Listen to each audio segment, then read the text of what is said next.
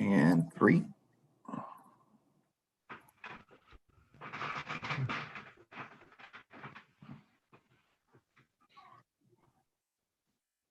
You're good to go, Bob. Cool. Welcome, everybody. We start off with the Pledge of Allegiance. Lucy, you got your flag? There you go. Pledge allegiance to the flag, the United States of America, and to the republic for which it stands, one nation, under God, indivisible, with liberty and justice for all. Frank, there's Thank you. A motion to approve the agenda. So moved. Second. Second. Any comments? Second. Thank you. All in favor? Aye. The next, we have time for public comment.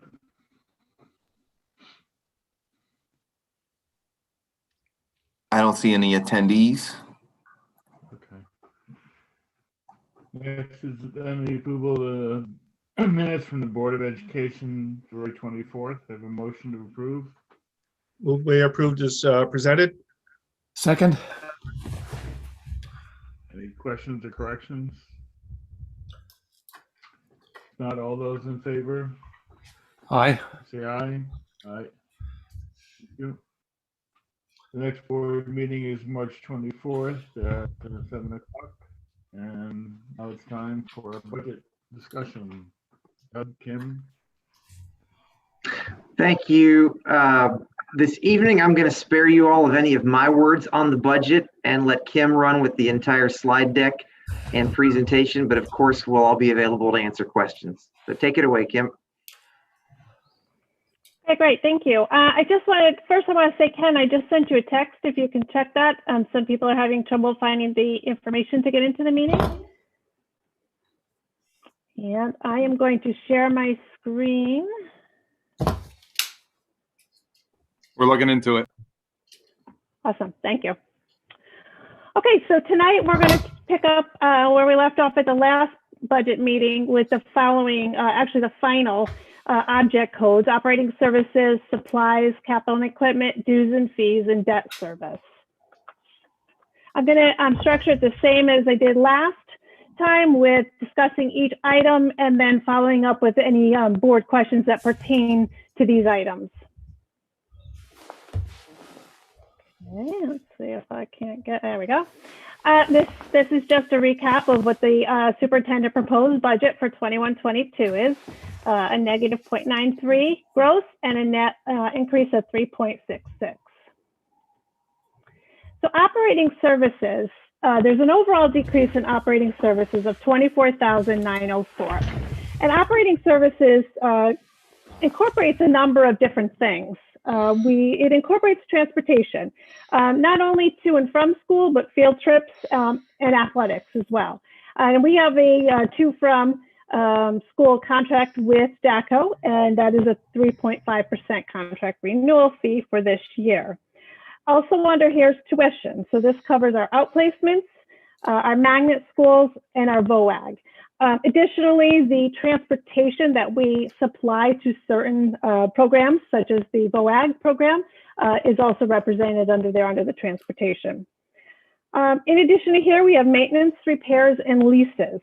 So we have new this year in the budget an option to lease a used van to replace the district van that is used now for different transporting different things, interoffice mail, any kind of errands that need to be done out of the district. A van has been aging out and we've been told by our mechanics that we're not able to use it very much longer, and it's also recently been removed from highway use. So that's something that we felt was important to get into the budget this year. So that's for a used lease, about $5,000 a year for that, 3-year lease. Ceiling and painting for Memorial for the multi-use courts is under repairs. And the full year payment on our equipment lease, our capital lease for our energy project. So for the budget year that we're in, we started making payments in February of this year, but we will be making them starting July 1 through the full year. So that's an increase from last year. And then things that are removed from this area under repairs and leases is items that we completed in this budget cycle. So we did the playground at Lyman, we did the courts at Memorial, we did the playground at Memorial. Those are all things that were included in the budget for 2021 that are not there for 21-22. So that's part of the decrease as well. And then we have insurance and travel. Our property insurance typically goes up between 4 and 7.5%. I did do a 5% increase for this budget cycle. I don't have the exact numbers yet, but 5 was a safe number to book at. And travel, we made some reductions across the district in travel. Some COVID related because simply those travel just isn't going to happen potentially going forward. But also just looking in areas of maybe be able to better be efficient with the use of Zoom and you know, now that we're all really good at that, instead of having to travel. So we have made some reductions in those areas.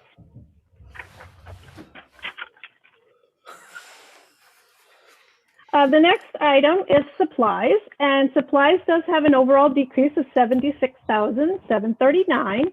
And in those areas and supplies, we saw an increase in athletics supplies. Specifically, it was for football uniform. We have a 6-year uniform replacement cycle, and football and cheerleading were up for this year. So those are included in under football supplies. We did have, gosh, I don't want to speak out of turn, but the sport that we renewed for last year for uniforms was at a lower price.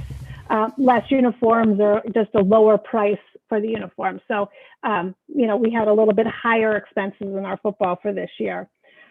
Decreases, we had district-wide decreases in all supplies. So we saw a decrease in classroom supplies, health supplies, curriculum, instructional support, office, buildings and grounds, specifically because we went to the natural gas and we had the energy project that is really showing us great potential. So we have a decrease in fuel and things like that going forward. So we did see a decrease in this area. And then textbooks, we decreased textbooks across the district.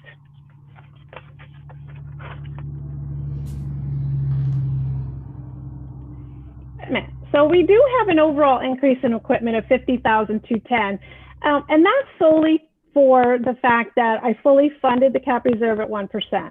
So we didn't fully fund it last year, and so having fully funding it at $360 this year caused the increase for the equipment. We also saw an increase in software license renewal fees.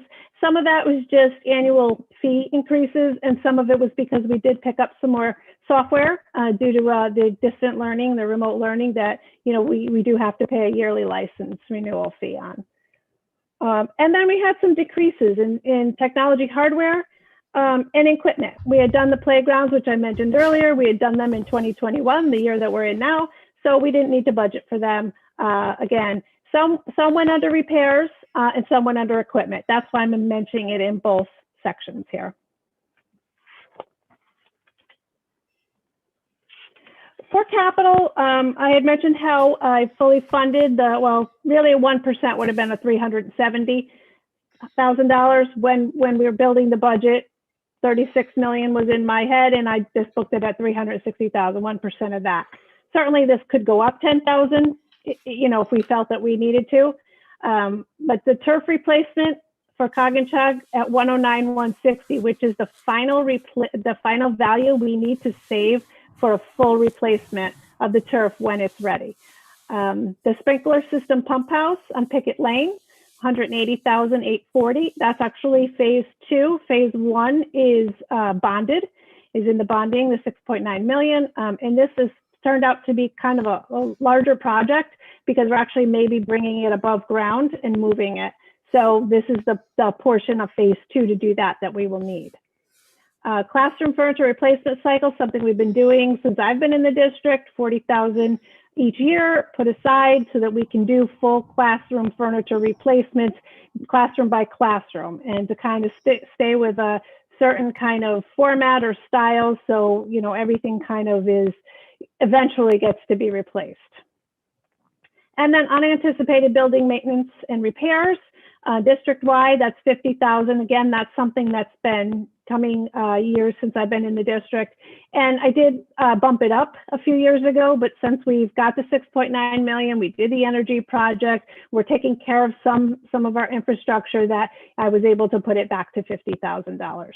And you run into things such as, you know, the septic, or we have a chiller or a boiler that Jimmy is amazing at fixing, but this is where we'll pull the money from when something like that happens.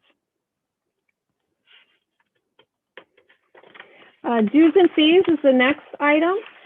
We have a decrease of 21,000 there. And a lot of that is due to the fact that we are paying for robotics competition fee out of a grant. So we have some grant funds that the robotics competition met the criteria. And this is some grant funds that we had since I've been in the district, that have just kind of been there. And I saw that the robotics fee would fit nicely into that grant. So we were able to pay for it out of that grant and reduce the general fund by that amount. This will appear again next year though, in dues and fees. If we don't have a grant to pay for it, you know, we will be including it again. But for this year, we were able to grant fund it. And then dues and fees just in other areas, looking at different professional organizations, or, you know, different areas of memberships that we could reduce. And so we took some reductions in those areas as well. Debt service, an overall decrease of $673,000, which is huge. We had a large debt retirement this year. We had structured the bonding, the 6.9 million bonding, to start early in the 2021 year, but we did have the energy project that we started, and with that, we didn't want to overlap any projects and have to redo anything. So the energy project is well underway, should be wrapping up April timeframe. But in the meantime, we've been able to do certain projects that we can do that won't interrupt the energy project. So that kind of pushed off our bond issuance out into next year. So the money that we had level funded for debt service, we didn't need for the 2021-22 year. So we will be retiring and going down to 673,000, a decrease. Now, next year, though, in 22-23, we are going to bump back up again, and we're provided we do our bonding. So if the plan stays the same, that we do our bonding in the 21-22 year, we're going to see an increase again in 22-23. Not as much, though, not by 673,000. Probably will be going up about 130 to 200,000 in debt service. And then from there on out, it steadily declines. 25-26, all our old debt is retired, and the only thing that's remaining is the 6.9 million bonding, which goes out for 20 years from 21-22.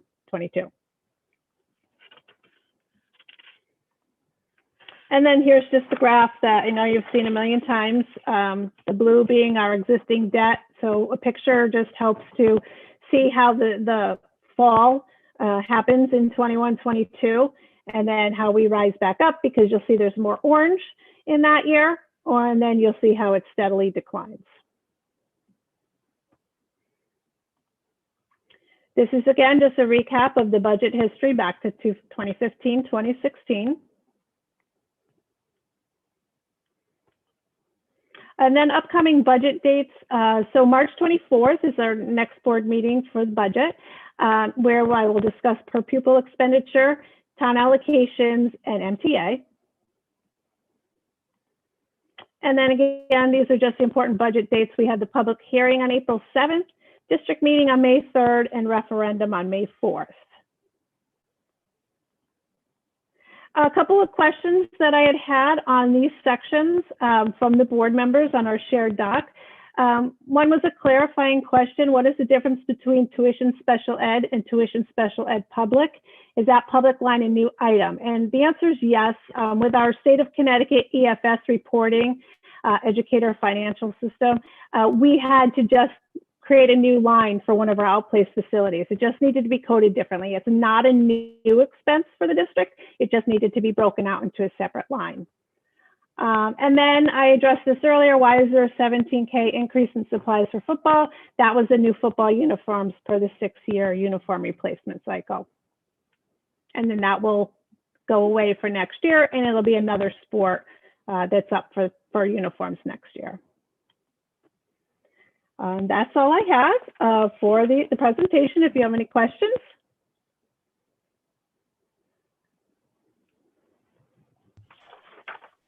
Kim, I actually do have a question under supply and textbooks. The cost for textbooks has gone down, but I see curriculum has gone up. Can you just tell me what's included in curriculum?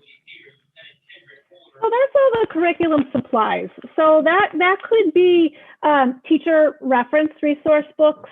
That could be books for Corey. So any kind of textbooks that are needed, consumable textbooks that are curriculum that we have to replace every year. Maybe they're not text, but they're consumable. So that's what would fall under curriculum. Okay, thank you.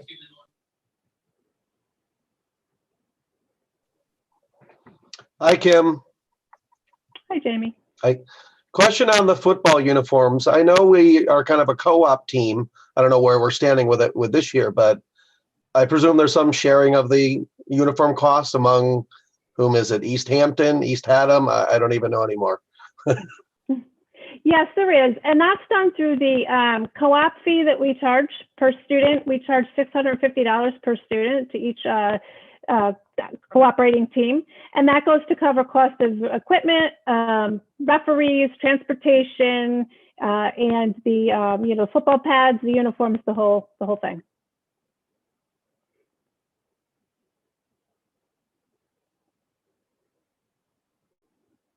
Just one more comment on the March 24th meeting. We need to approve the budget so we can go to public hearing the following on April 7th. Well, we do have the 31st, Bob. Do we have a meeting then, tentative?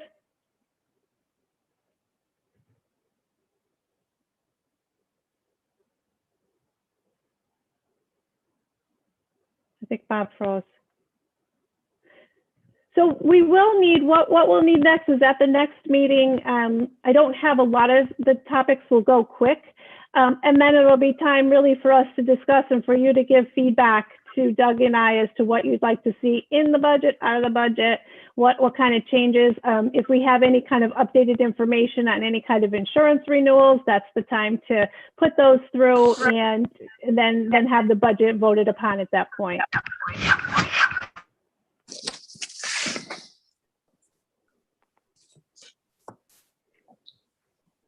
So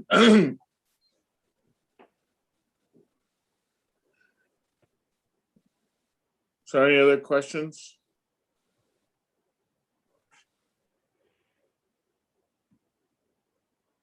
Can anybody hear me? Yes, we can hear you now.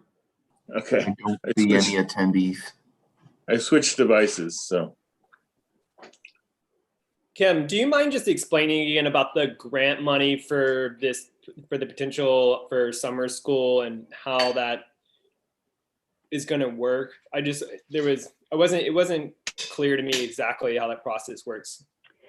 So in terms of how grant funds work, it depends on what kind of grant it is. First of all, if it's a reimbursable grant that's reimbursing general fund expenditures, then it is shown in the general fund and is shown as revenue and expenditures. If it's a grant such as these ESSER2 funds, where it's to supplement your budget and not to take the place of anything, so it's not a reimbursable, then you show it through the grant account. So we have a whole separate fund number that's just for all our grants, such as the IDEA, Title I. You don't see those in the general fund either, because those are to not supplant. So that money that we're going to be getting from ESSER2 will all run through a grant account.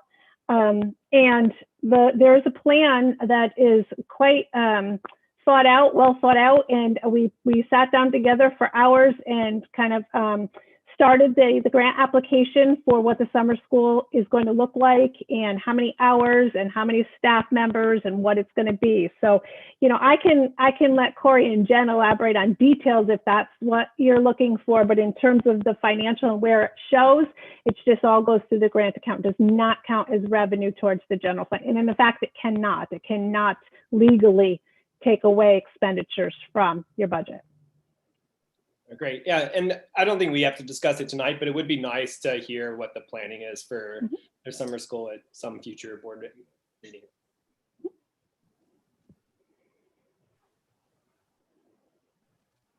Andrew, I believe it's going to be on the agenda for our Achievement Committee meeting on March 17th. We're going to be discussing the grant. Am I correct, Corey? Yes, that's the plan. So we'll have an opportunity to really get a little more information out of it, more detail.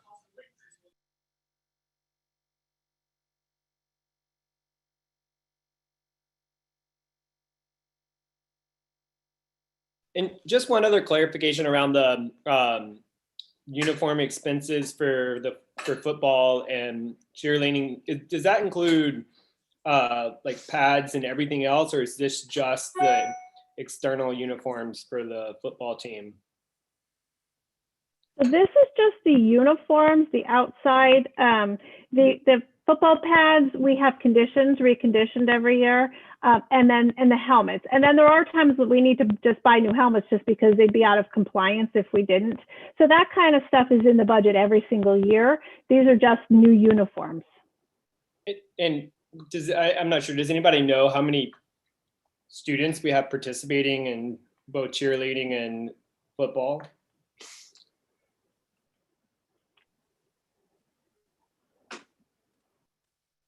Brian, would you know that number? I can see how many was put in. Off the top of my head, I wouldn't have an exact number. I could look into it. I can try to find out for you within the next 5 or 10 minutes. Yeah, I mean, even ballparking, like 30, 40, 50, like combined football and cheerleading, or? You'd probably approximately have about 20 cheerleaders, and then football, you'll probably have about 60 kids total. Okay, That's, yeah, no, that helps. that's with the co-op groups. Okay, great. Again, those are just guesses off the top of my head.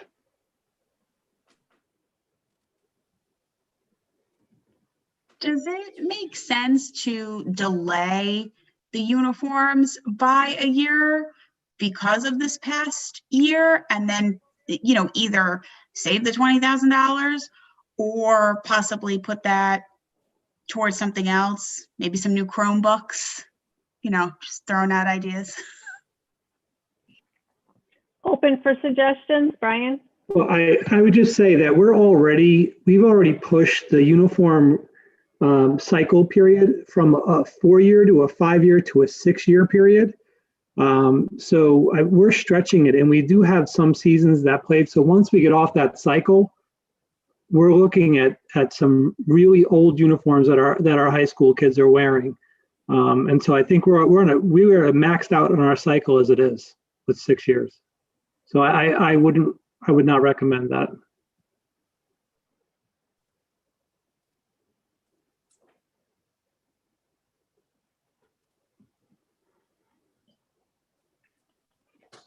Any other questions?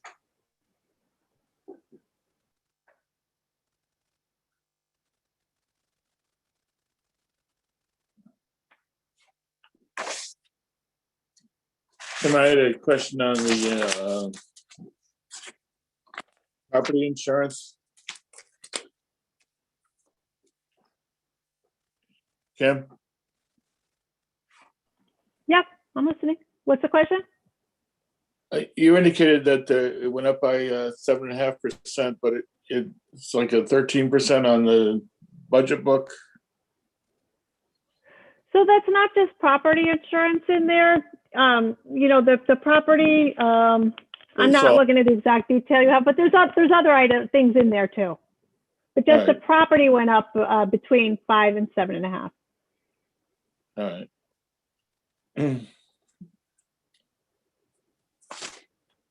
Yeah, so I mean, I just said, you know, it showed at 13 and I just want to make sure. Okay.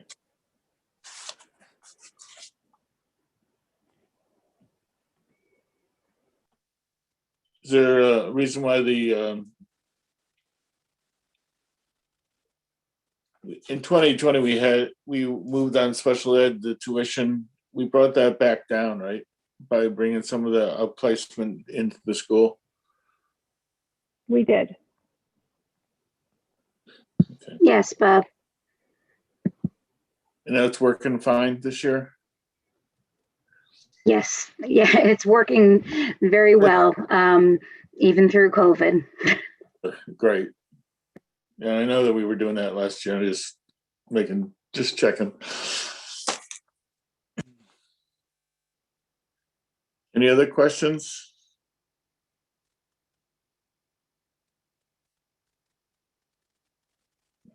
Well, if not, thank you very much, Kim. Did a good job, Doug.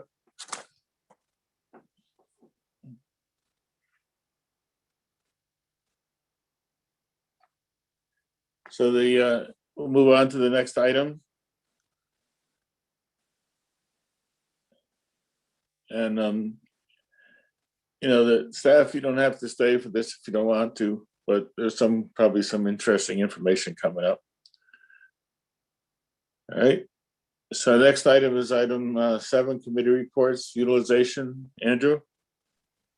Yeah, I can talk to that. We had 2 major agenda items, both focused around building, so Corn and Lyman.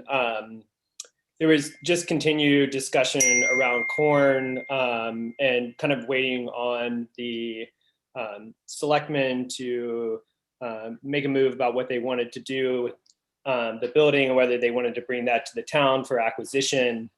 Bob, I know you and Doug had a meeting with Laura on Monday. So I wasn't privy to that conversation, so that may be pertinent to this. The only other thing I'd say on that is that I did also hear the meeting on, I think it was Tuesday or Wednesday for the Board of Selectmen, or maybe it was even Monday. Monday. Yeah. And it sounds like they're still debating, but I think the next meeting was their kind of planned vote on whether to move forward or not. So that's kind of where we are on that. And Bob, anything else that you had to add?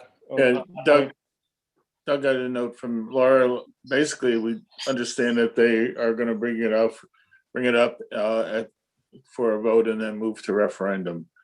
So they are going to get that decision moving forward. So they basically are going to give us an answer by the 31st that they're moving forward anyway, not that they have the final decision. That won't be until there's a vote. And then on the second point, which was Lyman, there was just a lot of continued discussion around kind of mainly around language for potentially bringing it up for a vote of closure within the referendum. Bob, I know you also probably have more information on this. Yeah. I believe you spoke to the lawyer. And I think some of this stuff is still pending, some of that legal resolution and some other stuff before we kind of move forward on that front. Yeah. Doug, do you want to talk about the lawyer meetings, or you want me to? Yeah, I will. Yeah, Kim and Bob and I both engaged with bond counsel and then our regular attorneys, as it appeared that the bond really wasn't going to be an issue with this. And so just to kind of remind folks where we kind of started with this, the idea coming out of the committee was to try to separate all the different issues we've kind of discussed around the potential closing of John Lyman and simply get to the point where we could put to the voters a question about permission to actually take that action, and any bonding or capital expenditures or grade level movements, anything that might follow that would be a follow-up action by the board. And so what we've learned is that we need to ask a single question, as I think we thought we would. And that single question actually does go back to the plan that established the regional school district, but it is a different question than the one that was asked previously and that failed. And again, Bob, Kim, you correct me if I've gotten this wrong, but my understanding is previously the question was asked as a broad changing of the plan charter to allow the Board of Education permission to close a school. And what actually needs to happen now, according to our attorneys, is that the question needs to be to amend that plan specifically to close John Lyman Elementary School, since the original charter did talk about having an elementary school in both towns. So I believe that's the outcome that we are looking for. And I think that gives us clarity in what to go forward with. I think the bad news, if there is any, or the setback, is that because that is actually a change to the charter, we don't have time to get that onto a May referendum, but instead are probably looking at a November referendum, which I know we debated and had consensus around wanting to do that in May. And I won't rehash all the reasons, but I believe based on that conversation and also follow-on discussion with Kim and Bob, that this is the kind of clear path forward into making this happen, and that we plan for this to be on a November referendum, and do our best to educate people as best we can. We also did discuss the hiring of a PR firm, which has been a conversation at utilization, and I think with the board, and I think we got some pretty strict guidance on what we can do and when we can do it. And so I think we'll just need to consider that in terms of our strategy. And so again, we can answer any questions about that, but that is where we left it. And I think it's important to say too, there were some questions from other board members too about different ways to structure and position the question around different issues surrounding this. And the answer we got very clearly was the clean question, as I just tried to explain, hopefully I did it clearly enough, is what we need to put in front of the voters. Yeah, I think what, the question will look like is, because the plan included 4 schools or 2 elementary schools, we'd have to go back and say, this is what the district is comprised of. And it would be all the schools minus Lyman. So you would have, a new plan that said these are the schools, and that would allow us then to eliminate the Lyman school. So the language is going to be very, as Doug said, is going to be really carefully written. We then have to write another plan amendment. We have to write another statement of what's in it, just like we did last year, and go through the process again. And if it goes on to November election with the ballot, it has to be there 60 days ahead of time. So we have to have all of that done and the plan revision and all of the questions resolved by late in August. So we have time to get some public information out and costs. We also talked about having an independent audit evaluate the costs so that they're not questioning our costs, they're questioning independent auditors' costs for the maintenance of Lyman School over the next 10 years. So those are the things we talked about. So I think it gives us a fairly clear path forward and a very simple question. But it probably gives a good opportunity to get the message out as well. Any other questions? Andrew? I guess I'm just curious. Hi. On what the legal rationale was for why we couldn't just take the question directly to the towns at this point, and why it needed to go back through the planning document. He said because the rejection was on our general authority, and we have to go back because we don't have the authority to close the school.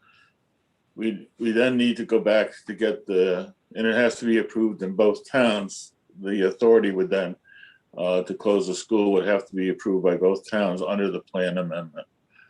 So he basically felt that, because we lost the authority, we don't have the authority to close the school unless we change our plan. And or in order to change the plan, we have to go back through that same process and indicate the new district under the revised plan includes all of these schools minus Lyman. Doug, you want to help me with that? No, I think that's a good explanation. I think it goes back to the original formation and the fact that the charter probably never anticipated a scenario that we are facing currently, and that that basically that the voters do not have the right through a simple vote to close the school because the charter doesn't support them doing that, but they can give us permission to do it through a change to the plan. And I think the attorney could explain it much better. I think given that we're looking at a November timeline now, he's certainly willing to come in front of utilization or the entire board at a future time if we want a more detailed explanation than maybe Bob or Kim and I can give, because again, we're not attorneys, we're just kind of sharing what he shared with us. I think too, the difference between this, the previous referendum and what we would be looking at in November was the previous referendum asked to give the board authority to close schools, a kind of blanket. This one would be specific to close John Lyman. So it would be to amend the plan to close John Lyman, therefore eliminating any kind of fear of that the board can close any schools anytime they want to. So it wouldn't be giving blanket authority to do that, but the plan amendment would still need to be amended to do that for John Lyman only. His argument was that we can't, since we don't have the authority to close a school, we can't ask the voters to close the school. It's really that simple. That makes so sense. Well, I just feel it. They may feel it's that simple. To me, it feels like total lunacy. It's like, first you tell us we don't have the authority to close the school, ask the voters to give the board the authority. We don't have the, it's just ridiculous. So here's where I'm feeling right now. You say that we have to go to, we have to wait now, and we have to get the voters to give us the authority to close the school. Okay, that's all and well and good. Why do we have to wait until November? And the reason I say that is, if we wait until November to get the authority to close the school, first of all, we have a potential suitor to purchase John Lyman School, and that is the Meriden Hills Baptist Church. And they may be in a position to move forward with acquiring the school. And if we wait until November to get permission, by the time we get our ducks in the row, we will not be closing that school in June of the following year. We will not be closing it at the end of the next school year. And that means we're delaying it a full year in terms of closing. That said, this May then, we need something on our referendum in May that says, do you authorize the school to move forward with the capital improvements necessary to keep John Lyman operating? Because we're running the risk every day. We've got a number of items at that school that are beyond the end of their useful life. And by waiting for a November referendum on this, we're postponing, we're basically obligated to run that school for 2 more school years. And I don't feel comfortable doing that without the necessary capital to improve the school. And I really don't want to spend it if we're going to close it. So I think we need to ask the voters in May to authorize the expenditures to keep John Lyman running. I mean, I think we're at that position because we've kicked the John Lyman referendum and capital improvements down the road. It should have been on the one that was approved a year ago, and many of the items should have been on that one. but we were planning on closing it. And now we're going to go this year without it, and the next year without it. It's just too much of a risk in my eye. So I think we need to have on our referendum in May the capital for the items that have exceeded the end of life. And I think that's in the $2.8 million range. So I really don't feel comfortable continuing operating the school without it, number one. Number two, why November? Why couldn't we get our ducks in a row and have the vote in August, have the referendum in August? We don't, I mean, it's a special referendum. The towns are equipped to hold an extra election if necessary, in primaries and all that kind of stuff. We don't have to schedule it around currently scheduled elections. So No, why not accelerate it? Why can't we get our ducks in a row and get it on a July referendum? Why do we have to wait until November when it's too late to close the school? only because, you just pick November because it gives us plenty of time to get the question right. And it also is what we had worried about the last time is you get more voters out. At the general election, you'll have, much more people to vote on the issue. But the only reason to delay, is to actually get all the plan amendments written, get the text written again, and get all of that handled. In order to do it, we could go to referendum at, when we're ready, but it would, and you only need 30-day notice if we're not going with the general election. So, I mean, you could do it quicker. I would like to say we're this. paying all of these high-priced attorneys to tell us that we don't have any authority and that we need a vote. So let's get them to write the documents the way we need them, and let's get the community involved, get the notices out there, get people informed. And if we can accelerate it. Otherwise, I really don't feel comfortable moving forward with the budget this year without something in the budget to make sure that we have funds available to in an orderly fashion, make sure John Lyman is operational. So at the end of this school year and over the summer, do the $2 million in improvements so that John Lyman can run next year.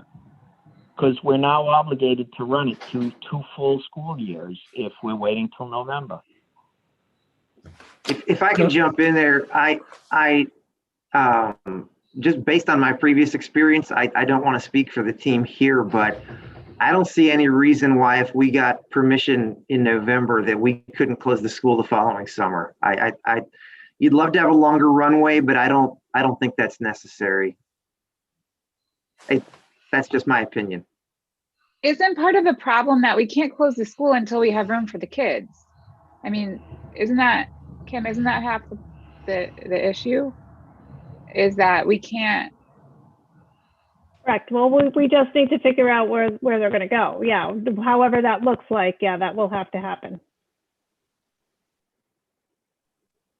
Could I make a comment?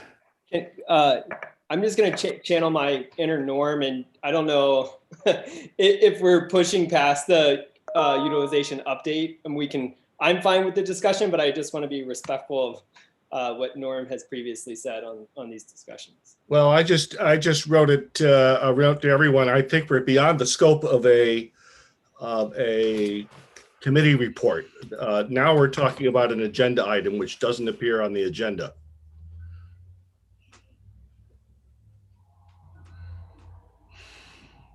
All right. Well, I think we got at least 2 points of view on this, and we'll continue to work on it with Doug and get back to everybody. Doug can talk a little bit about it under a superintendent report as well if he has that on his agenda. So,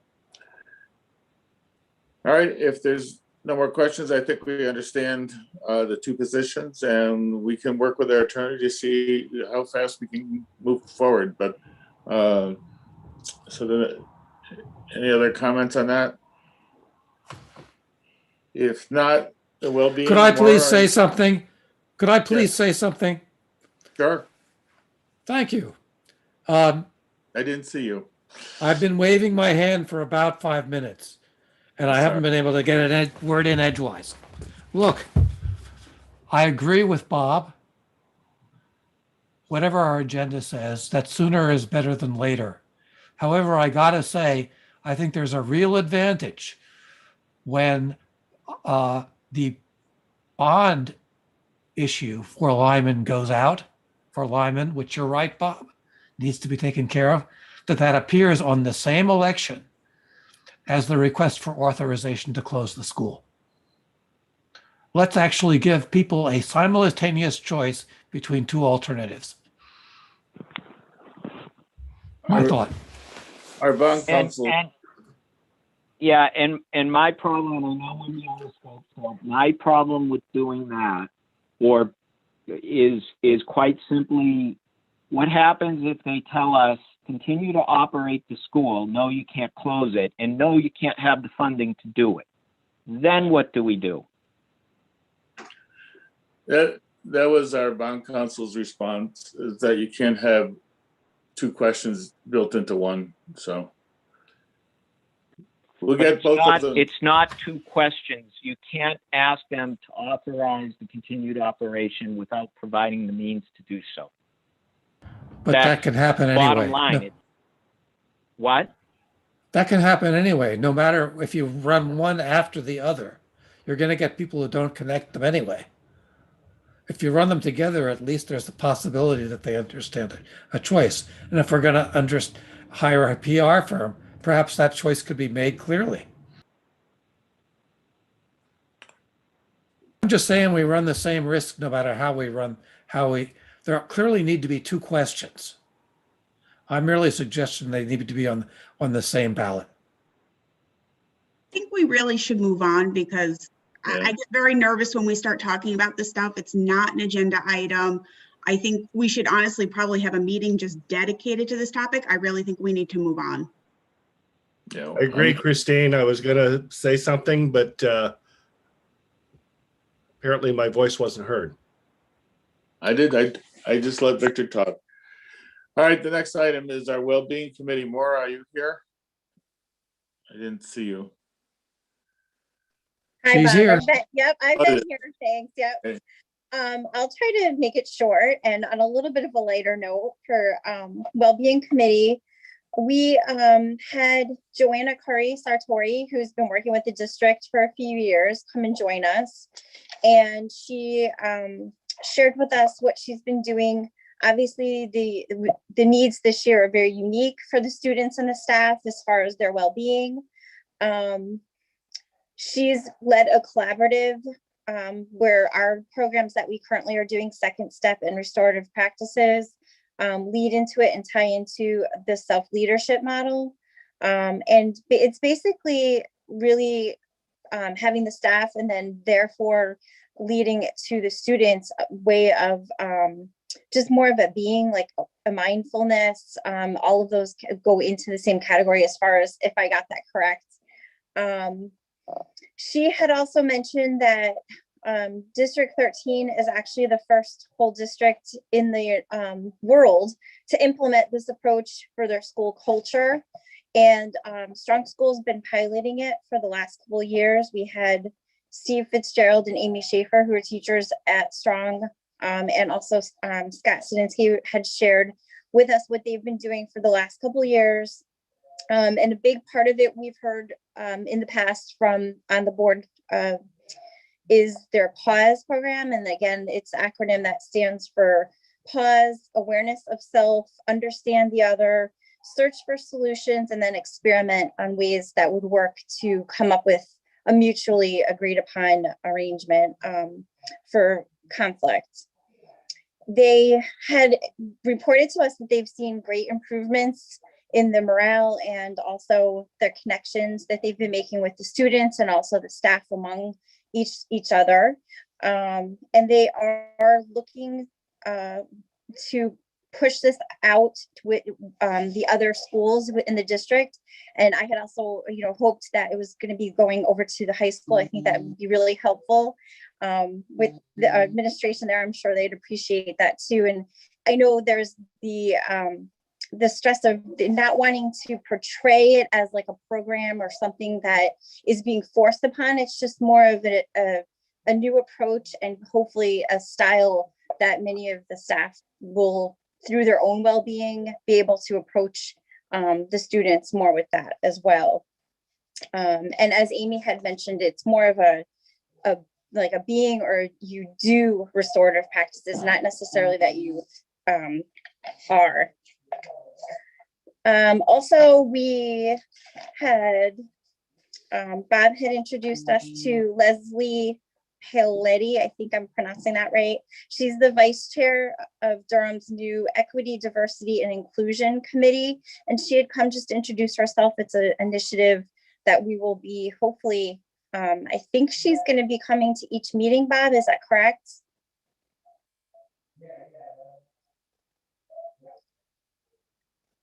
See there. Well, we'll find out. I'm not sure. I was hoping, I was thinking maybe she might be joining us on the committee to just tell us what the towns are doing on their committee as well. And then we touched on our equity policy, the draft.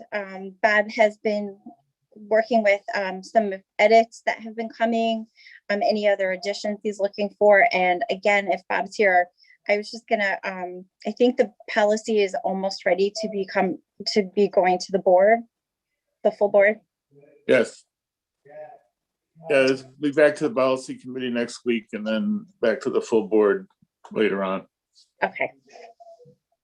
And that's about it. Victor, Jamie, Norm, anybody did I miss anything?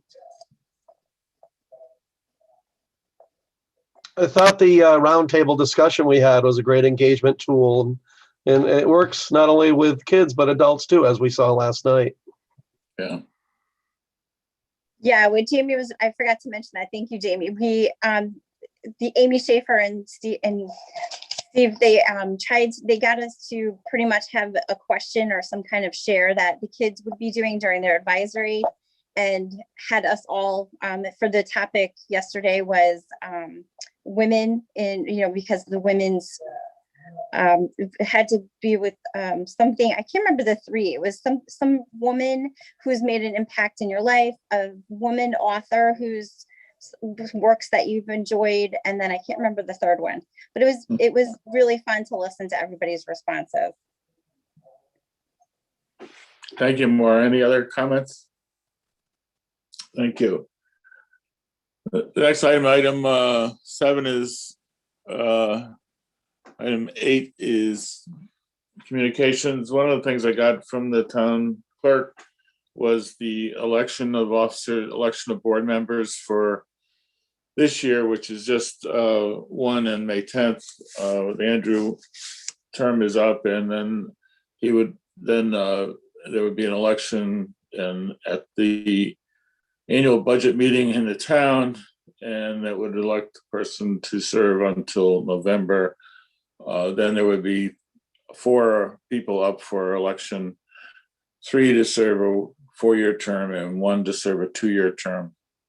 And then the remaining 2 board members would be up the following year. They would have another vote, and they would serve till the following November 23rd election, 2023 election.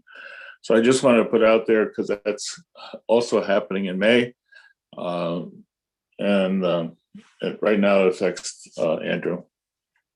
So that was one of the communications. The other is we had 2 concerns about COVID vaccination from Amy Jack Purdy and from Katie Checo. I think their questions will be answered by Doug anyway. And I also have Henry Bugaj from the Benchwarmers is starting to talk about offering to buy new scoreboards for at least one of the sports. So anyway, that he has not provided a full proposal yet, but he's thinking that the Benchwarmers would like to support the replacement of one of the scoreboards. All right, any other communications? If not, Doug, superintendent's report. Thank you, Bob. Members of the board, I've got a few items to share, and then when I'm done, I'm going to ask Brian to share briefly about some, I think, exciting plans for how we're going to try to safely celebrate the end of the year for our class of 2021 at the high school. So I'll cover my few items first, ask for questions on my items, and then turn things over to him. So first, I want to give you a brief update about my transition work, which continues in full tilt with meetings and Zooms and in person as much as I can. I really want to give a shout out. I should have done this the last time, to Meg Maloney, who has just done yeoman's work in scheduling all these meetings and keeping my schedule balanced with those and the rest of the work that I have to do. And again, I'm not going to share specifically on any feedback, but I will tell you, I had two really good meetings in the last week. On Friday, I met with a group of 8th graders at the middle school. And then earlier this evening, I met with a number of recent graduates from the district. And it just kind of goes to show, even though I know this is true, if you can set a safe place for people to talk and let them talk, they really will share some really important information and really talk, not so much to me, but with each other. And I think, 8th grade is such an important kind of perspective to consider, because these are the young people who have been many in our system for a number of years, but also have many years still to go in the system. And then with the recent graduates that can speak from the perspective of how they felt like the district prepared them, not just for college and the workforce, but for life in general. So these meetings will continue. The other piece that will start ratcheting up more, I've put it off as long as I can, but it's important and I have to do it, is really more of a document review, looking at policies and data and reports. And I've looked at some of this information, but it's really important to start triangulating some of that information with the information I'm hearing from all of the meetings. And I'm still targeting May or June to share that information with you all as a board and with our public. And I'm looking forward to doing that and kind of seeing where that report takes us moving forward. To the next topic that Bob already brought up, I want to speak about vaccines. As you recall, 2 weeks ago, I shared with you what I thought was a really cool and innovative plan that we had made to administer vaccines in our high school to our employees, which was at the time the recommendation we had from our local health director. Well, 24 hours later, the situation changed, and I think we're used to that in COVID. And I think changed for the better, because as much as we were excited and energized to run our own clinic, the fact that Hartford Healthcare came in and offered to run a dedicated clinic for us, I think is actually a better situation. I'm not sure that our first time running a clinic is how we would want to operate for something as important to our employees and to our community as COVID vaccines. So we do have this Saturday, our first dose of a Pfizer clinic set up for our employees. I'm signed up for my dose, and I hope that many other employees will be joining me there on Saturday. And the second dose is scheduled for April the 3rd. And our message to our employees, many who will be joining us at that clinic and many who have exercised their right to get their vaccine at a location and maybe a date that's more convenient to where they live and to their own lives, is simply that people get the vaccine. And so we continue to encourage them to do that. And I'm encouraged from our initial survey by just the vast majority, almost all of our employees who said they intended to get vaccinated either through the HHC clinic in Wallingford starting this Saturday or on their own. And I do want to give a shout out to Shane Lockwood, who is our local health director, who has guided us and has helped secure those vaccines, and also Kevin Bro in our HR department, who has taken lots of questions from lots of people who were anxious and may have felt like the district or the health department or the state or Hartford Healthcare, whoever, was not moving quickly enough. I can assure you My understanding is all those individuals were doing all that they could. And so thanks to Kevin and to our employees for being patient with us. We asked you to be patient. And we feel like everything is now in place. So now we just need you to go out and get your shots. So please do that so that you can feel safer for yourselves, but also we can feel safer operating our great learning environments here in the school district. And the last thing I'll leave you with before I open up for questions on my segment and then turn things over to Brian is, given the latest announcements from the governor about the reopening of Connecticut and given where we are with vaccines, it's my opinion and the opinion of the central office staff that we are in a position now to move our Board of Ed meetings back in person.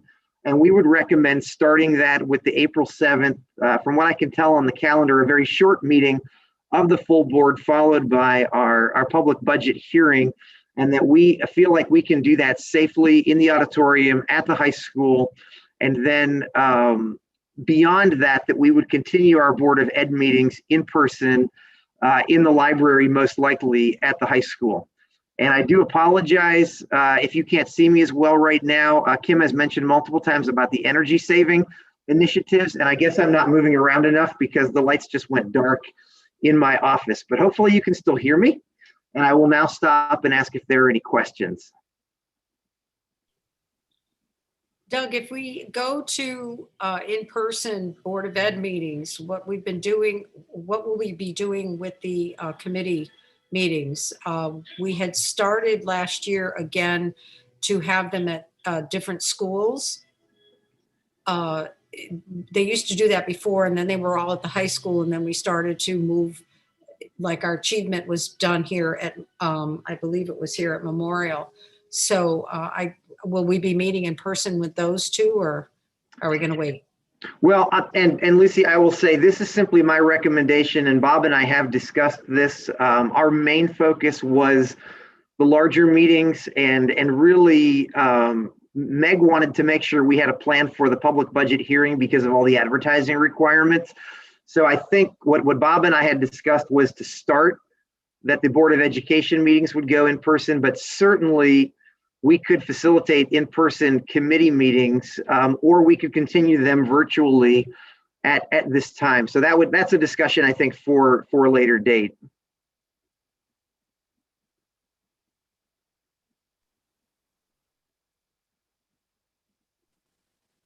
We also have to consider what the governor's authority is on meetings. So at the public hearing, we would have to limit to 100 people in the audience, and then try to figure out what to do if there was any overflow beyond that. So we can continue to do it either way. As we get nearer April 7th, probably we could talk about whether or not we should continue to do Zoom meetings, or if we're allowed to do them, because some of these meetings, the governor has set rules on how they can be handled. But his authority goes out on April 19th, I think. Yeah, that's my understanding. And unless it's renewed, we may not have a choice. To Lucy's question, we may have to go in person for everything. And, to just add to what Bob said about the 100-person limit, that may be the limit. It actually might be smaller than that, because we also have to maintain 6 feet in our environments, just as churches and gymnasiums and YMCAs and all those will have to do in restaurants. And we're also going to have to be masked according to the latest guidance. And so I do believe for the public hearing, if we do get an audience that wishes to address the board, we can use a queuing system to allow folks to kind of queue in and address the board and then leave through a separate exit that is very safe and upholds all of our health and safety guidelines. But I do think for our future meetings, if we continue to stay in the library, which I understand is probably the best location, mainly because of the technology, we will have to still maintain 6 feet. And so the staff and I are already planning on how to do that safely. And of course, our hope is from the public that with the live stream, that only those that really want to come and participate in the way of public comment would be those that would come in person, that everybody else would continue to watch virtually until we get to a place where it's safer to put more people in a room closer together. I just have a little bit of concern in that I am not gonna be fully immunized by April 7th. And I'm a little concerned about, I have been severely limiting my travels into public places, even with the distancing and the masks. I've really been, quarantining from those things to the best of my ability, unless it's an absolute needed basis. And I'm a little concerned about holding the meetings at this time when not everybody, when myself personally is not fully immunized. I don't know about the rest of the board members, and the members of the public are not fully immunized by April 7th. I'm not so sure how. I don't really feel that comfortable with it.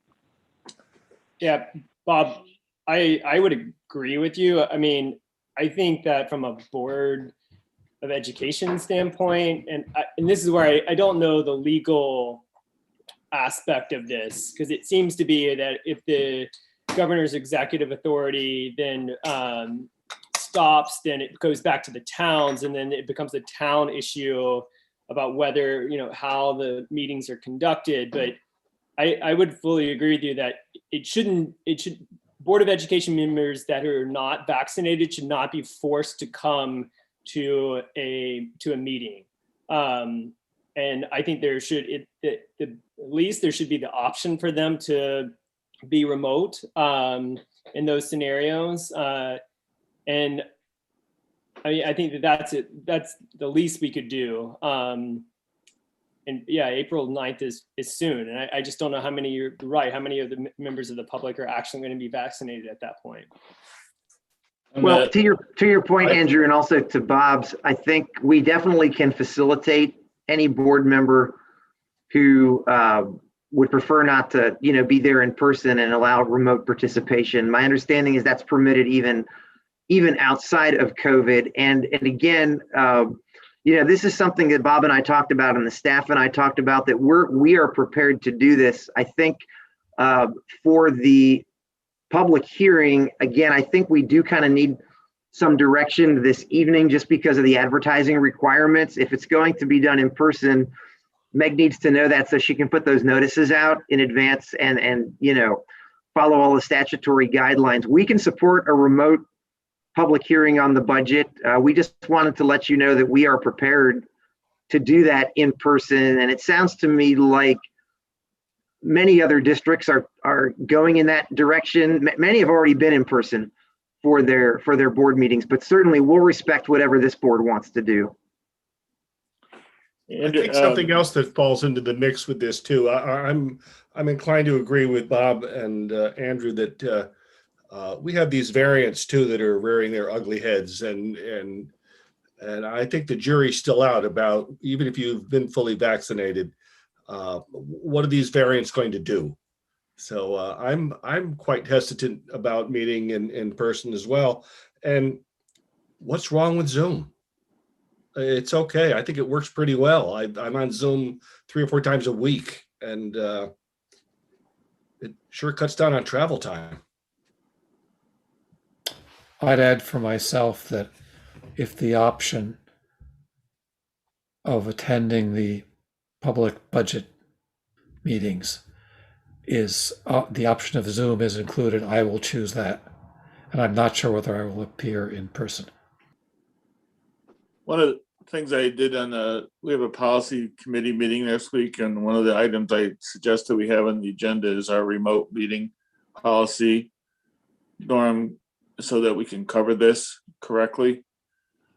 I don't think it's fully capable of dealing with Zoom where we have people there and not there. So I think maybe we could talk about it a little more next week at our policy committee, and how to handle both people on Zoom and people in person. Is that okay? Yeah, that certainly sounds like a plan, Bob. Yeah. But I think in terms of the public hearing, I think we could have it with 1 or 2 people, Kim and Doug and I, there in person, and if the public can, we can keep them distant and coming in, we could run it that way with everybody else on Zoom.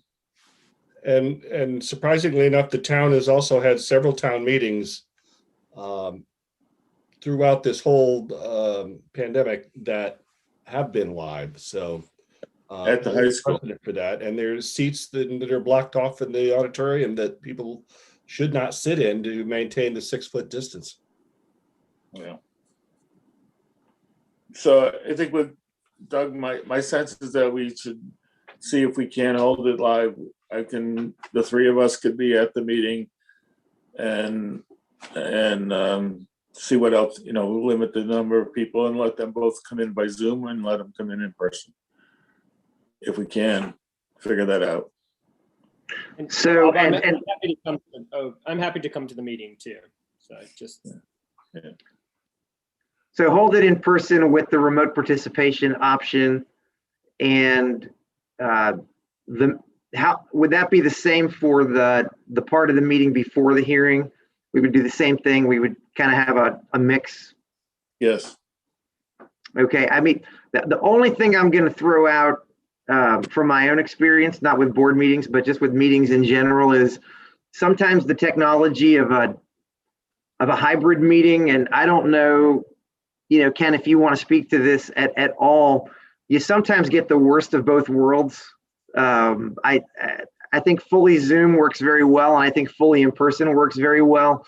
In my experience, sometimes depending on where microphones are, the people on the Zoom that are participating can't hear the people that are live, and because you're now coming off one camera feed. I don't know, Ken, do you want to speak to that? Yeah, traditionally any sort of hybrid is going to be an audio nightmare for mostly the public, a challenge as we've experienced ourselves in earlier meetings that were hybrid with Zoom and in person. People not addressing or acknowledging the remote people, getting talked over, and more so just the not being adequately picked up those people in the room. Is it doable? Yes. Is it advisable? No. Ken, to that, I'd just say we did do a board meeting as a hybrid once. And as I was a remote participant, and it was exactly that. Mostly I couldn't hear what people were saying because they weren't bothering to be anywhere near their computers. However, I have to say that we now have a year's life experience in the world of Zoom, and perhaps we might be better able to manage a hybrid meeting since we now are all trained in good Zoom manners.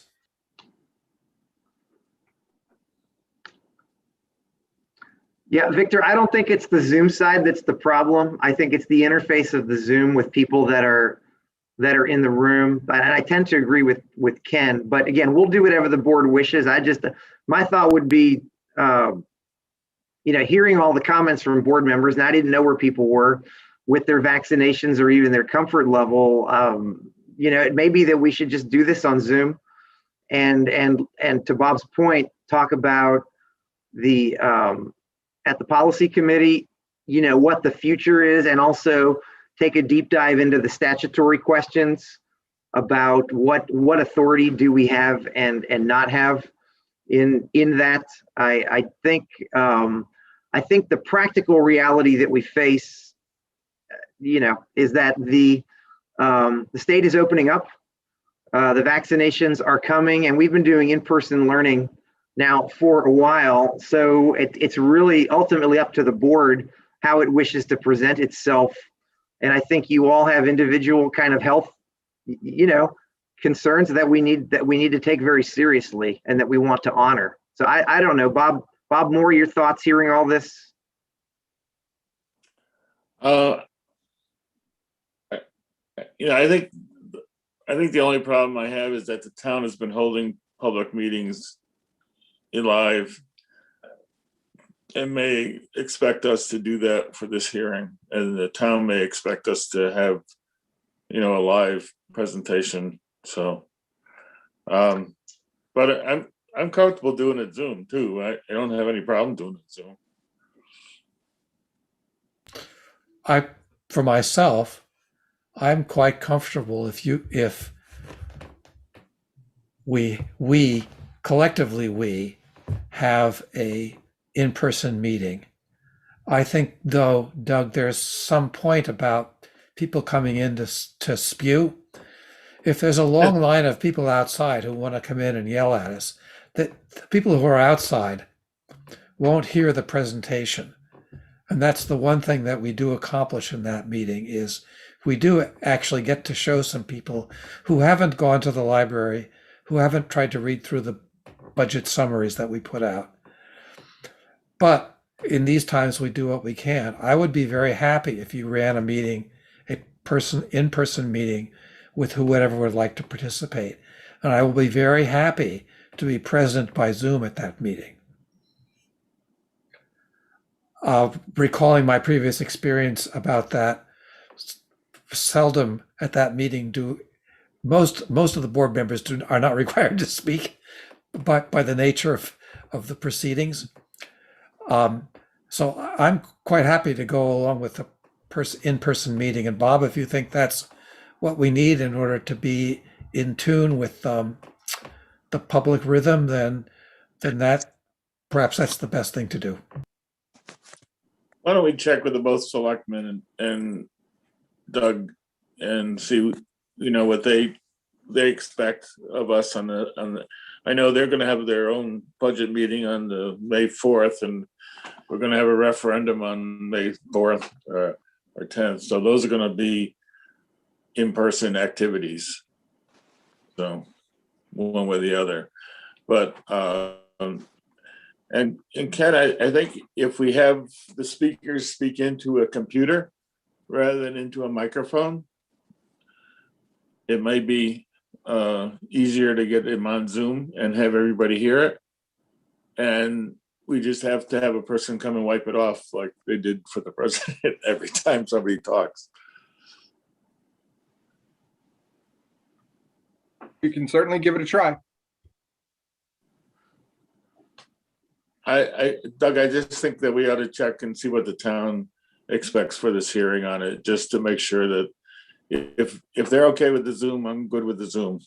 But if they think that the town really wants to come up and say, what their concerns are in public, I think we ought to be considerate of that as well. Okay, thank you. I have a question. It's so hard. So Victor, here's the thing. I think no one saw you waving because you're not always on my screen, depending on, because there's so many people on this. So that's one thing. So did I hear that the town's been using our high school space for their meetings? Is that true?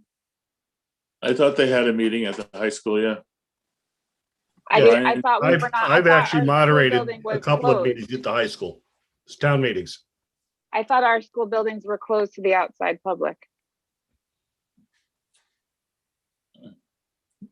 Missy, did you hear that Norm said that he's done both? I heard what he said, but my question is, I thought that our school buildings were closed to the outside public. That I can't answer. So I just have a concern about that, kind of. And then my other thing is that, like, I'd be fine having an in-person meeting, but I think it I don't know. I know what the teachers are saying, that they're at school and they're teaching live, so that they would expect the board to be live. And I know that there's a lot of other towns that are having live meetings. And the way that I look at it is that if you can accomplish something as well on Zoom as you can in person, then you probably should just do it on Zoom, just because it's safer. And we do know that education on Zoom is not, the same as education on, in person, especially for the young learners. And, coming from a healthcare background, all of our meetings that are, non-mandatory at this point are being canceled because of the risk of being, around a lot of people. And then the meetings we do have are all via Zoom, unless we're doing some sort of practical, assessment. So that's my opinion, is that if it doesn't have to be live, then the safest option is to continue having it via Zoom, because we can, have the same, end game. And then I think it's hard to say how many of the public would actually show up. And I agree, with Victor, is if we have a long line, then the people that are waiting in line aren't hearing what we're having to say. So I don't think there's a good straight answer, but I do feel like if we can accomplish our meetings via Zoom, it's probably the best thing to do right now. At the risk of being the skunk at the garden party, I think we're off the subject again. It's not an agenda item. It's under the superintendent's report, that's all. That's right, but we're having a discussion, and it's not an agenda item. My 2 cents.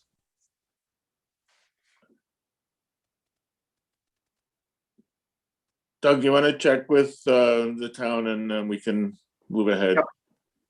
Yeah, we can do that. And thank you all for the input. It's a hard topic, and I'd like to think, unless people think differently, that we are going to go back in person for meetings. It's just a matter of when is the right and safest time to do that. And I think that's what we'll try to achieve through all of this. So probably the topic more people want to hear about is what Brian has to share. So Brian's done some really good work, I think, with his team at the high school and engaging the learners and some in the community. And so Brian, if you would kind of share some of the exciting news you have about what is being planned for our class of 2021. Sure. First, to get back to Dr. Taylor's question from earlier, my athletic director reached out to me. He said there's between 18 and 22 cheerleaders for next year, and we had 56 participants in football this year. There are currently 36 coming back and returning. That's not with our co-op group, and that's not with our freshmen. So we should be close to the same number again next year in the 50s. So I was a little off on football. With regard to the end of the year activities, we're trying to look at what we've offered in the past for our students and do what we can in a safe manner to offer the same or similar experiences for them. So we're looking at putting together a senior celebration at Quasi Amusement Park on May 15th, which is a Saturday night. It's a 4-hour event that we're planning, which includes a portion of it's a formal dance. And then there's a dinner, and then there's also the rides opening up for the kids. And the park is just reserved for our school that evening. So we're calling it a senior celebration, and that's what the event would entail. And we've gone over all of these plans and a lot of these plans with the kids to get their feel of what they wanted to do, what they didn't want to do, what they were comfortable and uncomfortable with. We have kind of canceled our prom, our official prom at ARIA, because it was an indoor event, and we felt that this was more appropriate and safer for the kids being an outdoor event under a pavilion. It still meets the requirement with the kids and what they wanted in trying to hold some sort of a more formal kind of celebration and dance, but it also includes the rides as well. We're also looking at our senior picnic.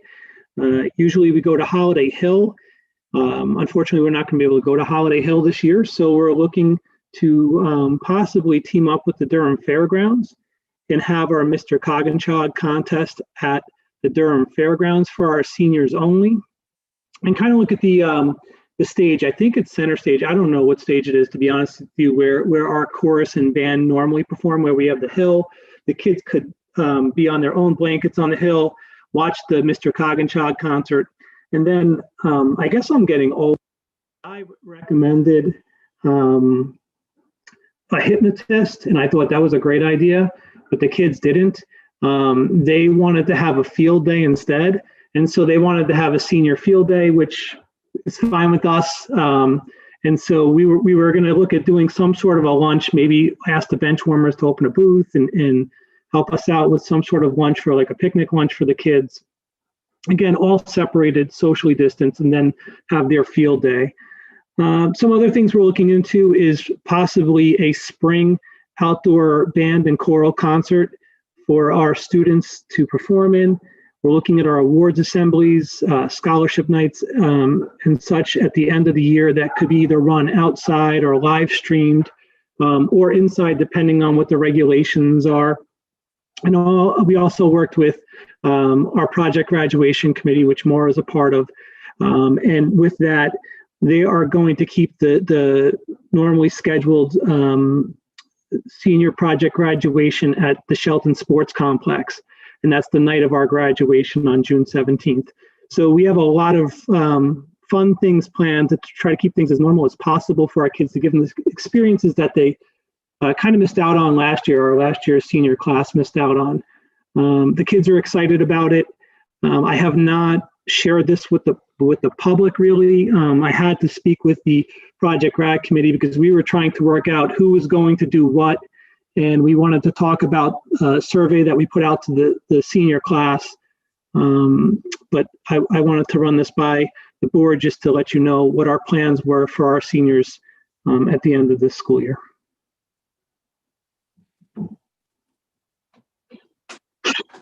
Thanks, Brian. Any questions? Nope, I just wanted to thank Brian again. As a mom of a senior, it's just really great. I love how you and Beth, you guys, the whole team, have really, really worked hard. And I know he even met with us as a committee on a Sunday night. So that's dedication. He's really making sure that both of them are making sure that this class has some fun. Thank you for everything you guys have done. Victor. I saw you. I'm just saying thanks. That's a thumbs up. All right. Thanks. I have to keep scrolling to see everybody. Any other comments? Thank you very much, Brian, Doug. If there's no other comments, the next is Kim, finance report. Yep, I have the regular monthly financials have been circulated with the materials. So MTA is 39% expended, 53% of our revenue received. General fund is at 64% expended and 68% revenue received. The ESSER 2 funds, the 194,000 that I spoke about earlier, the application I want to say is about 80 to 85% ready to be submitted. And like Lucy had said, the details of what the summer programs will look like will be talked about at a future meeting. The American Rescue Plan was just passed through Congress today, going to the president's desk. With that plan, we are allotted $483,000. And it's kind of a pretty broad use of funds. There are many categories that really we will be able to choose from and use wisely. Now, I just wanted to note again is some of the questions surrounding why isn't this showing in the general fund? Or, again, we're subject to maintenance of effort. And that means you can't take things out of your budget and supplement it with grant funds. And there's actually a yearly reporting that I have to do that proves and shows that we're not doing that. So any kind of grant that is to enhance your programming needs to appear through the grant account. And then all the expenditures are then paid through that account. It's not commingled at all with the general fund. The next item I wanted to just discuss was the security vestibules, and I was not timely enough to get this to Meg to get on the agenda for tonight, so I'm not don't want to take any action on it in respect of the rules. So I just wanted to put that on your radar that's why we're not going to be discussing it tonight. I told you that we would. I have the information, but it's not on the agenda, so I think we need to wait until the next meeting. I'll make sure it's on for that meeting. And that's all I have. I have something under new business, but that's all I have for tonight. Thank you, Kim. Any questions? If not, under new business, Kim, you want to go over that? Yep, this is just to vote to authorize Doug to be the primary point of contact on the National School Lunch Program. I am the secondary contact or the alternate, but but because he's replacing Cap, this is just a document that needs to be signed, as well as board action appointing him. So the language is on the agenda that I need for the motion. Would you like to read the motion? I would, but I don't have that language in front of me. I'm read sorry it. to say. If somebody I'll else read has it, that'd be great. I have it. Is it on the agenda? I have it. Oh, okay. Go ahead. Go ahead, Victor. I move the board authorize Doug Schuck, superintendent, to enter into agreements and sign claims for reimbursement with the CSDE Child Nutrition Programs, plural. I'll second it. Any comments? All in favor, please say aye. Aye. Aye. All right, thank you. We have time for public comment. Ken, do we have any out there? Bryden? There's no callers at this time. We have a motion to adjourn. I so move. Second. All in favor? Aye. Aye. Good night, everybody. Thank you. Aye. Stay safe. Thanks for everything. Good night, all. Good night.